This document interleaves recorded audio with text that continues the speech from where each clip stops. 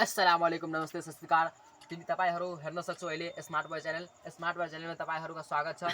Smart boy च्यानलमा तपाईहरुको स्वागत छ। तपाईहरु अहिले हेर्न सक्छौ स्मार्ट बोय च्यानल। मेरो नाम शाहाद मंसूर। तपाईहरु शाहाद मंसूर च्यानल हेर्छौ अहिले। म नेपालको मेरो देश नेपाल हो। म नेपालको बारेमा केही कुरा भन्नको लागि आफ्नो दुई शब्द राख्छु। सबभन्दा पहिला नेपाल। नेपालमा अहिले 7 वटा प्रदेश छन्। 7 वटा प्रदेशमा हामीहरु दुई नम्बर प्रदेशमा बस्छौं। 2 नम्बर प्रदेश धनुषा जिल्लामा र हामी यो कुरा गर्छौं अहिले कि नेपाल यो जुन छ नि नेपाल, यो नेपालमा अहिले जनसंख्या कति छ, नेपालको जनसंख्या कति हो, नेपालमा कति जनसंख्या बसोबास गर्छन्, कति व्यक्ति बसोबास गर्छन् नेपालमा, कति पुरुष छन्, कति महिला छन्, कति अन्य छन्, त्यसको बारेमा हामी जानकारी गर्छौं। हामी जानकारी तपाईहरुलाई दिन चाहन्छु। सबभन्दा पहिला हाम्रो जुन यो नेपाल छ नि, यो नेपालमा अहिले 2,91,64,578 जनसंख्या रहेको छ 2078 अनुसार। र नेपालको क्षेत्रफल, नेपालको जुन क्षेत्रफल छ त्यो नेपालको क्षेत्रफल 1,47,800 अनि 1,47,181 वर्ग किलोमिटर छ। सरी मिस्टेक भइसक्यो। 1,47,181 वर्ग किलोमिटर हुन्छन्। यो मेरो नेपालको क्षेत्रफल हो। र तपाईहरु अहिले गुगलमा युट्युबमा गएर पनि सर्च गर्न सक्छौ। र हाम्रो नेपाल जुन छ त्यो हाम्रो नेपाल कसैको कुनै पनि देशको गुलामी खटेको छैन अहिले। मेरो नेपाल सबभन्दा सानो छ, यो म महसुस गर्छु। सबभन्दा ठुलो छैन, तर कसैको गुलामी खटेको मेरो नेपाल छैन। अब तपाईहरुलाई म यो भन्न चाहन्छु भने मेरो नेपाल जुन छ त्यो मेरो देश नेपालमा सबभन्दा बिजुली उत्पादन गर्ने क्षमता छ 81.5 मेगावाट। तर के मेरो नेपाल सरकार जुन छ त्यो नेपाल सरकारले मात्रै अहिले 2.5 बिजुली मात्रै उत्पादन गर्न सक्छ। किन त्यस्तो किन? त्यो कारण के हो, रिजन के हो, त्यसको बारेमा तपाईहरुलाई म यो भन्न चाहन्छु भने त्यसको लागि हामीहरुको लागि मसिन चाहियो, लेबर चाहियो, श्रम चाहियो, पैसा चाहियो, पुँजी चाहियो। यो सबै नेपालमा हाम्रो छैन। यदि हामीहरुको पास मसिन हुन्छ भने हामीहरु धेरै बिजुली उत्पादन गर्छौं। नेपालमा बिजुली उत्पादन गर्ने सबभन्दा पहिला पहाड चाहियो। र पहाडबाट नै बिजुली उत्पादन हुन्छ। किनभने पहाडबाट पानी खस्छ, र पहाडमा दिन प्रतिदिन सबै दिन त्यहाँ बारिश वर्षैको नै हुन्छन् सबै दिन।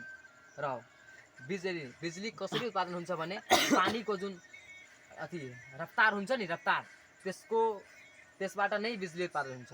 र हाम्रो नेपालमा 82.5 मेगावाट बिजुली उत्पादन गर्ने क्षमता छ। तर अहिले 2.5 मात्रै बिजुली उत्पादन भइरहेछ। किन त्यस्तो? किन त नेपाल सरकारले धेरै बिजुली किन उत्पादन गर्दैन? अहिले हाम्रो देश नेपाल किन पछुआएको छ? त्यसैको कारणले पछुआएको छ। नेपाल सरकारले त्यसको लागि जोड दिँदैन। किन दिँदैन? हामीहरुको नेपालमा अहिले धेरैवटा नेताहरू छन्। त्यो नेताहरूलाई धेरै पैसा दिइरहेछ तर विकास गरिरहेको छैन। हाम्रो एजुकेसन शिक्षाको जोड दिनुपर्छ, तर नेपाल सरकारले अहिले त जोड दिएको छ। तर हामीहरुको जुन नेपाल छ नि, त्यो नेपाल देशमा सबैको नेपाल देशको जुन व्यक्तिहरू छन् त्यो सबै व्यक्तिहरूको सँग शिक्षा एजुकेसन हुनुपर्छ। यदि हामीहरुको सँगमा एजुकेसन शिक्षा छैन भने हामीहरुको जीवन अन्ध्यारोमा बित्छन्, धेरै दुःख कष्ट भोग्नु पर्छन्। हामीहरुलाई शिक्षा धेरै जरुरी छ। शिक्षा सबैलाई नै अति आवश्यक हो। र शिक्षाको अहिले आवश्यकता जुन छ त्यो अहिले हालसम्म ठिकठाक चलिरहेछ। मेरो गाउँमा पनि पहिला एजुकेसन लाइनको त्यति अवस्था थिएन, तर अहिले हाम्रो गाउँमा भइसक्यो त्यसको अवस्था। म यो भन्न चाहन्छु कि मेरो गाउँबाट देशबाट धेरैजना अरू देशमा जान्छ, साउदी जान्छ, कतार जान्छ, मलेसिया जान्छ। त्यो किन जान्छ? सबभन्दा पहिला बेरोजगारीको कारणले। हाम्रो नेपालमा रोजगारी छैन, बेरोजगार छ। बेरोजगार मान्छे हाम्रो नेपालमा धेरै छ। किन छ भने हामीहरुको नेपाल जुन छ त्यो नेपाल सरकारले हामीहरुलाई केही रोजगार दिँदैन। दिनको कारण यो हो भने हामीहरूको जुन नेपाल देश हो त्यो नेपाल देशमा फ्याक्ट्रीहरू छैन, फ्याक्ट्री मसिनहरू छैन। यदि हामीहरूको सङ्घमा मसिन हुन्थ्यो भने हामीहरूको जुन व्यक्तिहरू छ, हाम्रो देशमा जुन व्यक्तिहरू छ त्यो व्यक्तिहरू नेपालमै खटेर आफ्नो देशको पैसा आफै देशमा रहन्थ्यो। तर हाम्रो देशमा जुन छ त्यो देशको पैसा अरू देशमा जान्छ र अरू देशमा हाम्रो देशको पैसा गयो भने हाम्रो देशको जिडिपी घट्छ। यदि हाम्रो देशको जिडिपी घट्यो भने सबै देशको जिडिपीमा हाम्रो देशको जिडिपी के हुन्छ? कम हुन्छ। त्यसैको कारणले म यो भन्न चाहन्छु भने नेपाल सरकार हामीहरूको लागि केही गरोस्, शिक्षालाई अगाडि बढाओस्। हाम्रो नेपालमा बिजुली उत्पादन गर्ने क्षमता बढी छ तर कम भइरहेछ। किन?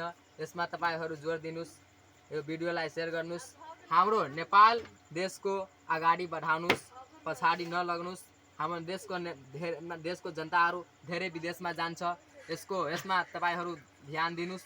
विदेशमा किन जान्छ? किनभने हाम्रो देशमा जुन छ नि त्यो देशमा हाम्रो धेरै कम पैसा आम्दानी आउँछ। किनभने हाम्रो देशमा महँगाई, वस्तु र सेवाको महँगाई बढी छ। किन त हाम्रो देशमा वस्तु र सेवाको उत्पादन धेरैभन्दा धेरै नै कम हुन्छन्। यसमा कम हुनको कारण यो हो कि नेपाल सरकारले कुनै पनि वस्तु वा सेवा उत्पादन गर्दैन। त्यसैको कारणले हामीहरूको वस्तु र सेवा धेरै महँगो छ। यदि नेपाल सरकारले हाम्रो देशमै कुनै फ्याक्ट्री खोलियो भने हरेक गाउँमा कुनै फ्याक्ट्री र कुनै भवनहरू बिल्डिङहरू बनायो भने कुनै फ्याक्ट्रीको लागि त हामीहरूको पनि केही रोजगारहरू, इम्प्लोइमेन्ट बाहिरी देशमा जाँदैन। आफ्नै देशमा रहेर आफ्नो देशको पैसा आफै देशमा रहन्छ, अरू देशमा जाँदैन। हामीहरू अहिले इन्डिया बोर्डरको साइडमा नै छु त हामीहरू अहिले नेपालको सामान थोरैभन्दा थोरै युज गर्छु तर इन्डियाको धेरै युज गर्छु। किनभने हाम्रो देश नेपाल हो। यो नेपालमा वस्तुहरू धेरै कम उत्पादन हुन्छन्। उत्पादन त कम हुन्छन् तर पनि महँगोमा हुन्छ। हामीहरूलाई जहाँ सस्तोमा वस्तु मिल्छ त्यहाँ गएर हामीहरू वस्तु खरिद गर्छौँ, महँगोमा खरिद गर्न सक्दैन। किनभने जहाँ कुनै पनि व्यक्तिको पासमा 10 रुपियाँ वा 20 रुपियाँ वा 50 रुपियाँ वा 100 रुपियाँ कम मिल्छ त्यहाँ गएर इन्सान व्यक्ति वस्तु खरिद गर्छ। जहाँ महँगोमा दिन्छन् त्यहाँ वस्तु खरिद गर्न सकिरहेको छैन। किनभने त्यहाँ आम्दानी कम हुन्छन् र त्यहाँ आम्दानी बढी हुन्छन्। त्यसैको कारणले हामीहरूको देश पछाडितिर लागिरहेछ। किन? नेपाल सरकारले नेपालमा वस्तुहरूको उत्पादन थोरैभन्दा थोरै गर्छ। अहिले हामी जुन लुगा लगाएको छु यो पनि इन्डियाको हो, साइकल युज गर्छु यो पनि इन्डियाको हो, घर बनाउँछु एल्बेस्टर युज गर्छु त्यो पनि इन्डियाको हो, घरमा फ्रिज राख्छु त्यो पनि इन्डियाको हो। त्यस्तो त किन नेपाल सरकारले के त्यसरी गर्न सक्दैन? नेपालमा के यसो उत्पादन गर्न सक्दैन? नेपालको के पैसा छैन? ती छ पैसा, तर सबै पैसा कहाँ जान्छ भने नेपालमा धेरैवटा नेताहरू छन्, 700 भन्दा बढी छ, त्यो सबैमा पैसा जान्छ। त्यो सबै नेताहरूले त्यस पैसा खान्छ र हामीहरूको के हुन्छ भने देशको विकास कम भइरहेको छ। हाम्रो देशको जिडिपी सबभन्दा कम छ। किनभने हाम्रो देशमा वस्तुहरू उत्पादन हुँदैन। यदि हाम्रो देशमा कुनै वस्तु वा सेवा उत्पादन भयो भने हाम्रो देशको जिडिपी पनि बढ्न सक्छ। यतिकै भन्दै धन्यवाद।